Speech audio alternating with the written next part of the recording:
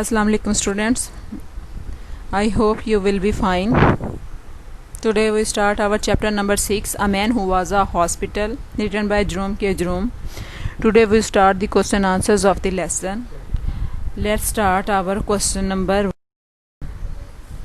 Our first question is, how did Jerome K. Jerome come to suspect that his liver was out of order? कि Jerome के Jerome को ये शक कैसे हुआ कि इसका जिगर ख़राब है. What were the disease he thought he was suffering from on reading a book on the treatment of diseases? बीमारियों के मुतालिक किताब पढ़ते हैं मुसन्निफ़ को किन बीमारियों में मुब्तला होने का ख्याल गुजरा.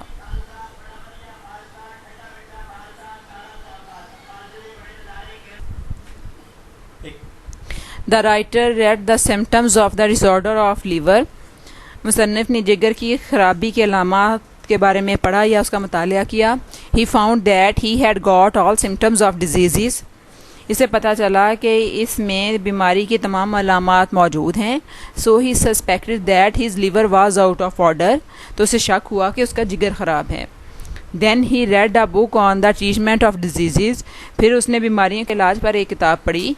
He found that he was suffering from typhoid fever. तब उसको पता चला कि वो टाइफाइड बुखार, सेंट विटियसिस डांस, ब्राइट डिजीज़, गुर्दे की बीमारी, कॉलरा, हैज़ा, डिफ्थेरिया, खन्ना, गाउट, जोड़ों की बीमारी, जिमोसिस, एक छूने से लगने वाली बीमारी, disordered pulse rate,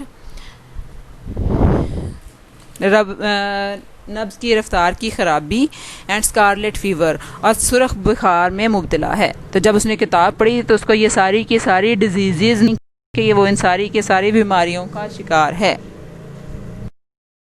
question number 2 है हमारे पास. What was the disease the writer discovered he did not have?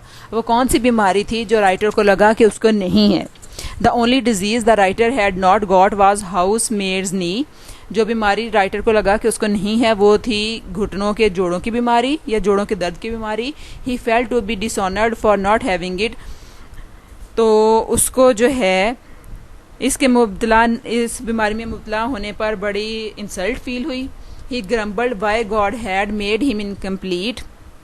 उसने शिकायत की कि खुदा ने उसे नामुकम्मल क्यों बनाया है.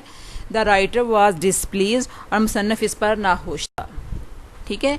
Was the writer pleased to find that he did not have house maid knees. ये सेम ही उसका आंसर बनता है कि क्या जो राइटर है क्या वो ये मालूम करके खुश था कि उसे जो घुटनों की बीमारी है वो नहीं लगी. तो इसका सेम ही आंसर है. The only disease the writer had not got was house maid's knee. He felt to be dishonoured for not having it. He grumbled why God had made him incomplete. The writer was डिसप्लीज्ड.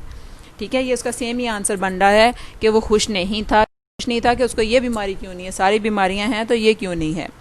Question number 4 है. What was the first reaction of the writer when he thought that he was suffering for all diseases? मुसन्निफ़ का पहला रद्द अमल क्या था जब उसको ये पता चला कि वो तमाम बीमारियों में मुब्तला है? The writer found himself to be in the listlessness and horror. मुसन्निफ़ ने खुद को बेजारी और खौफ की हालत में पाया. He sat frozen with horror for some times. वो कुछ वक्त के लिए मुंजमद होकर बैठ गया और खौफजदा हो गया. The more he read, the more shocked he was. वो जितना ज़्यादा पढ़ता गया उसे उतना ज़्यादा सदमा होता गया. ठीक है. नंबर 5 है हमारे पास. Why should the writer be an accusation to the medical class? मुसन्निफ़ ने मेडिकल क्लास के लिए खुद को फ़ायदा बख्श क्यों कर साबित करना चाहा, और क्यों ये चाहा कि वो फ़ायदा बख्श हसूल क्यों कर मुमकिन हो सकता है? The writer thought that he was suffering from all the disease. Writer ने सोचा कि उसके एक के सिवाय तमाम बीमारियां हैं. एक्सपेक्ट द वन सिवाय एक के. Therefore he would be gain for the medical students. इसलिए वो मेडिकल के तालिब इल्मों के लिए नफ़ा बख्श होगा. They would not need to roam about the hospital for medical practice. उन्हें मेडिकल प्रैक्टिस के लिए हस्पताल में इधर उधर घूमने की ज़रूरत नहीं होगी. They should just stand around him and learn all about various disease. वो सिर्फ इसके इर्द गिर्द खड़े हो जाएंगे और मुख्तलिफ बीमारियों के मुतालिक जो है वो तफसील जो है सीख लेंगे. इसलिए उसने कहा था कि वो उनके लिए फ़ायदा मंद साबित हो सकता है.